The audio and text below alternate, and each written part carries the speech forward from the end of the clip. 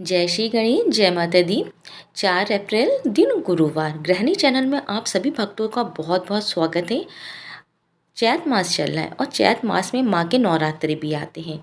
आज हम लोग जानेंगे माँ के नवरात्रि के प्रथम अध्याय के विषय में और कब स्थापना करनी है, कलश की स्थापना करनी है और क्या तिथि है। इसका वीडियो मेरे चैनल पर अपलोड हो चुका है।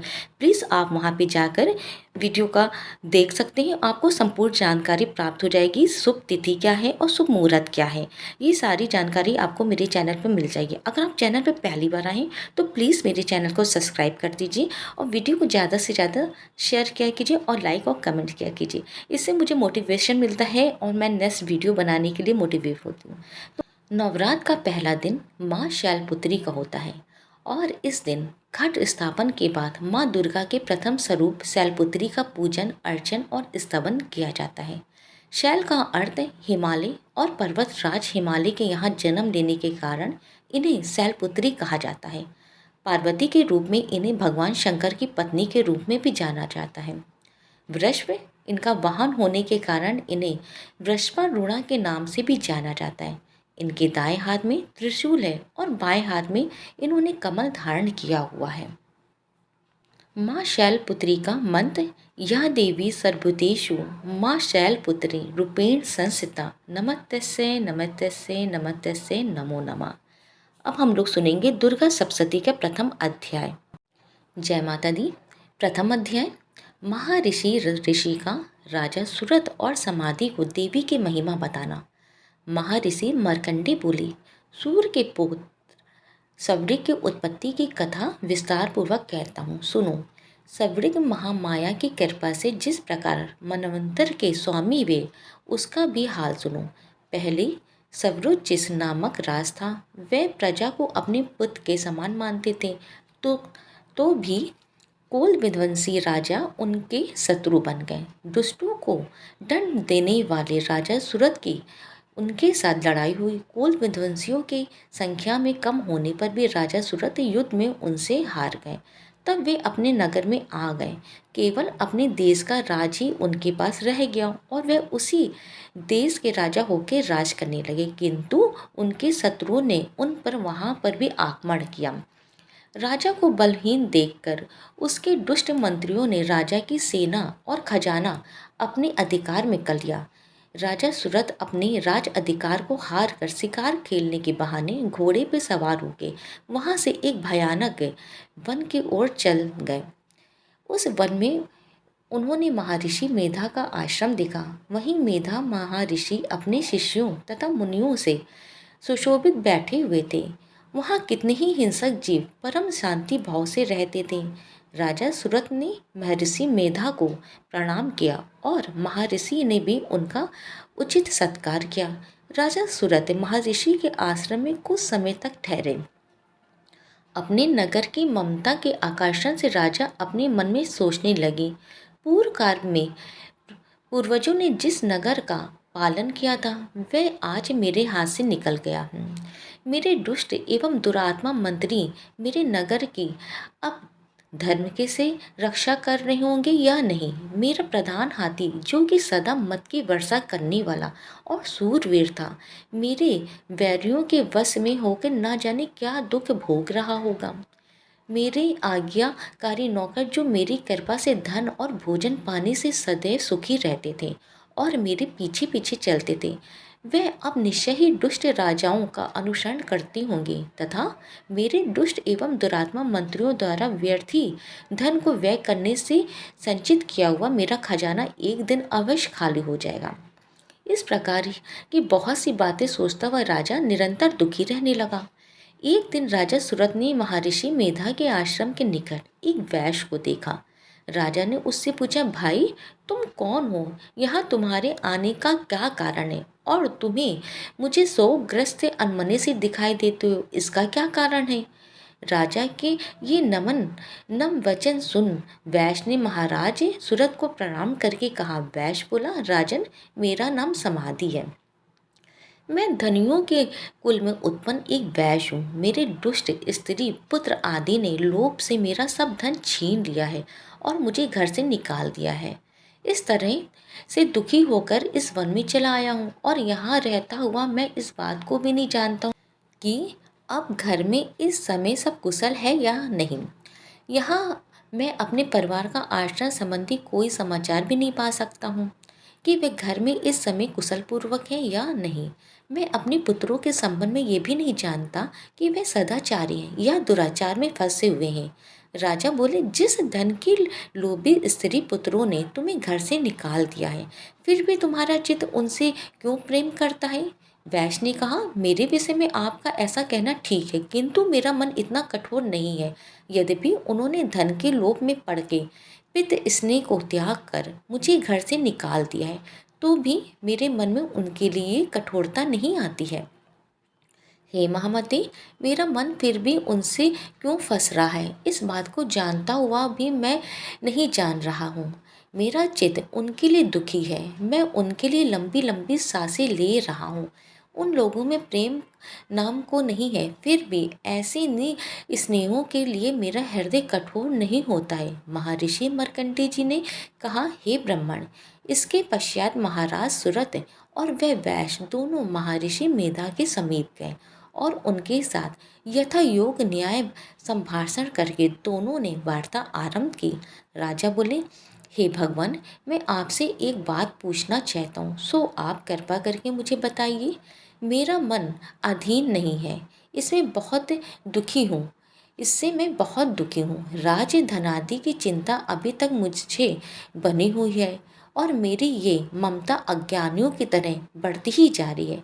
और ये समाधि नामक वैश्य भी अपने घर से अपमानित होकर या आया है। इसके सज्जनों ने भी इसे त्याग दिया है। सज्जनों से त्यागा हुआ ये उनसे हार्दिक प्रेम रखता है। इस तरह हम दोनों ही दुखी हैं। हे महाभागे, उन लोगों के अवगुणों को देखकर भी हम दोनों के मन में उनके लिए ममता जनित आकर्षण उत्पन्न हो रहा है। हमारे ज्ञान रहते हुए भी ऐसा क्यों? अज्ञानी मनुष्यों की तरह हम दोनों में ये मूर्ता क्यों है? महर्षि मेधा ने कहा, विषम मार्ग का ज्ञान सब जंतुओं को है। सबों के लिए विषय पृथक पृथक होते हैं। कुछ प्राणी दिन में नहीं देखते हैं और कुछ रात को, परंतु कई जीव ऐसे हैं जो दिन तथा रात दोनों में देख सकते हैं। ये सत्य है कि मनुष्य में ज्ञान प्रधान है, किंतु मनुष्य ज्ञानी नहीं होता है। पशु पक्षी आदि भी ज्ञान रखते हैं। जैसे ये पशु पक्षी ज्ञानी है, वैसे ही मनुष्य का ज्ञान है। और जो ज्ञान मनुष्यों में, वैसे ही पशु पक्षियों में तथा अन्य बातें भी दोनों में एक जैसी पाई जाती हैं। ज्ञान होने पर भी इन पक्षियों की ओर देखो कि अपने भूख से पीड़ित बच्चों की चोंच में कितने प्रेम से अन्न के दाने डालते हैं। हे राजन, ऐसे ही प्रेम मनुष्यों में भी अपनी संतान के प्रति पाया जाता है। लोभ के कारण अपने उपकार का बदला पाने के लिए मनुष्य पुत्रों की इच्छा करते हैं। इस प्रकार मोह के गड्ढे में गिरा करते हैं। भगवान श्री हरि कि जो माया है उसी से ये संसार मोहित हो रहा है। इसमें आश्चर्य की कोई बात नहीं है, क्योंकि वह भगवान विष्णु की योग निद्रा है। ये माया ही तो है जिसके कारण संसार मोह में जकड़ा हुआ है। और यही महामाया भगवती देवी ज्ञानियों के चित्त को बलपूर्वक खींचकर मुंह में डाल देती है और उसी के द्वारा संपूर्ण जगत की उत्पत्ति होती है। यही भगवती देवी प्रसन्न होकर मनुष्य को मुक्ति प्रदान करती है। यही संसार के बंधन का कारण है तथा संपूर्ण ईश्वरों की भी स्वामिनी है। महाराज सूरत ने पूछा, भगवान, वह देवी कौन सी है जिसको आप महामाया कहते हैं? हे ब्राह्मण, वे कैसे उत्पन्न हुई और उसका कार्य क्या है? उसके चरित्र कौन कौन से हैं? प्रभु, उसका जैसा प्रभाव हो, जैसा स्वरूप हो, वह सब ही कृपा करके मुझसे कहिए, मैं आपसे सुनना चाहता हूँ। महर्षि मेधा बोले, राजन, वह देवी तो निस्वरूपा है, उसके द्वारा ये संसार रचा गया है। तब भी उसकी उत्पत्ति अनेक प्रकार से होती है। वह सब आप मुझसे सुनो। वह देवताओं का कार्य सिद्ध करने के लिए प्रकट होती हैं, उस समय उत्पन्न हुई कहलाती हैं। संसार को जलमय करके जब भगवान विष्णु योग निद्रा का आश्रय लेकर शेष सैया पर सो रहे थे, तब मधु कैटव नाम के दो असुर उनके कानों के मैल से प्रकट हुए और वह श्री ब्रह्मा जी को मारने के लिए तैयार हो गए। श्री ब्रह्मा जी ने जब उन दोनों को अपनी ओर आते देखा और ये भी देखा कि भगवान विष्णु योग निद्रा का आश्रय लेकर सो रहे हैं, तो वह उस समय श्री भगवान को जगाने के लिए उनके नेत्रों में निवास करने वाली योग निद्रा की स्तुति करने लगे। श्री ब्रह्मा जी ने कहा, हे देवी, तुम ही स्वाहा, तुम ही स्वधा और तुम ही वस्कार हो। सर्व भी तुम्हारा ही स्वरूप है, तुम ही जीवन देने वाली सुधा हो। नित्य अक्षर प्रणव में आकार, उकार, मकार, इन तीनों में मात्राओं के रूप में तुम ही स्थित हो। इनके अतिरिक्त जो बिंद पद अर्ध मात्रा है, जिसका कि विशेष रूप से उच्चारण नहीं किया जाता है, हे देवी, वह भी तुम ही हो। हे देवी संध्या, सावित्री तथा परम जननी तुम ही हो। तुम इस विश्व को धारण करने वाली हो। तुमने ही इस जगत की रचना की है और तुम ही इस जगत का पालन करने वाली हो। तुम ही कल्प के अंत में सबको भक्षण करने वाली हो। हे देवी, जगत की उत्पत्ति के समय तुम ही सृष्टि रूपा होती हो, पालन काल में स्थिति रूपा और कल्प के अंत में संहार रूप धारण कर लेती हो। तुम ही महाविद्या, महामाया, महामेधा, महारात्रि और मोहरात्रि हो। श्री ईश्वरी और बोध स्वरूपा बुद्धि भी तुम ही हो। लज्जा, पुष्टि, तुष्टि, शांति और क्षमा भी तुम ही हो। तुम खड़ग धारणी, शूल धारणी, घोर रूपा तथा गधा, चक्र, शंख और धनुष को धारण करने वाली हो। बाण, भुसुंडी और परिग ये भी तुम्हारे ही अस्त्र हैं। तुम सौम और सौमंतर हो। यही नहीं, बल्कि जितनी भी सौम तथा सुंदर वस्तुएं हैं इस संसार में हैं, उन सबसे बढ़ के सुंदर तुम हो। पर और अपर सबसे पर रहने वाली सुंदर तुम ही हो। हे सर्वस्वरूपी देवी, जो भी इस शस्त्र पदार्थ हैं और उनमें जो शक्ति है वह तुम ही हो। ऐसी अवस्था में भला तुम्हारी स्तुति कौन कर सकता है। इस संसार की सृष्टि, पालन और संहार करने वाले जो भगवान हैं, उनको भी जब तुमने निद्रा के वशीभूत कर दिया है, तो फिर तुम्हारी स्तुति कौन कर सकता है। मुझे भगवान विष्णु तथा भगवान शंकर को शरीर धारण करने वाली तुम ही हो।